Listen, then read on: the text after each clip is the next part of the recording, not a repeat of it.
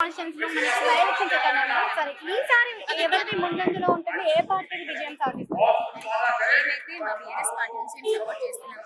అయితే బయట మీకు తెలిసింది సపోర్ట్ చేయడానికి వచ్చాము. మీకు తెలిసిందే తెలంగాణ ప్రభుత్వంలో మన కేసీఆర్ గారు ఇప్పుడు ఎలా నచ్చిందో మరి ఇప్పుడు ఎలా నడుస్తుందో అందరికీ తెలిసిన విషయమే. సో ఖచ్చితంగా బీఆర్ఎస్ పార్టీ నుంచి మేము ఎలా నచ్చడానికి ముందుకొస్తున్నాము. క్రౌడ్ ని ఇప్పుడు చూడొచ్చు. మా కార్యకర్తలు కానివ్వండి, మన అక్కలు అందరూ ఎంతమంది వచ్చినారు. సో మా సపోర్ట్ అంతా తనకే ఉంటుందండి. అంటే ఏ విధంగా ఉంటుందంటారు? అంటే ఆయన ఆలోచనలు వేరేగా ఉండేవి, సునీతమ్మ ఆలోచనలు వేరేగా ఉంటాయి. సేమ్ పరిపాలన కనిపించే అవకాశాలు ఉన్నాయంటారా? మరి ఖచ్చితంగా పరిపాలన అనేది ఉంటుందండి. ఎవరైనా ఇప్పుడు నేను కుటుంబంలో పెద్ద ఎవరైతే ఉన్నారో వాళ్ళు చెప్పినట్టుగా నేను పనిచేస్తాను.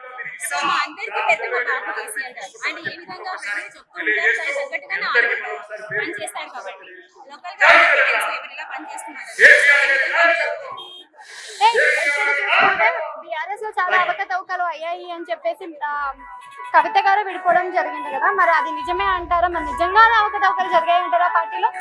అవకతవకలు అనేటివి ఉండవండి. కొన్ని పరిస్థితుల ప్రభావం వల్ల జరుగుతూ ఉంటాయి. కానీ ఇందాకనే ఎవరు పెద్ద ఎవరు ఏం చేస్తున్నారు అనేది పార్టీకి సంబంధించిన నిర్ణయం ఉంటుంది కాబట్టి సో మా పార్టీ పెద్ద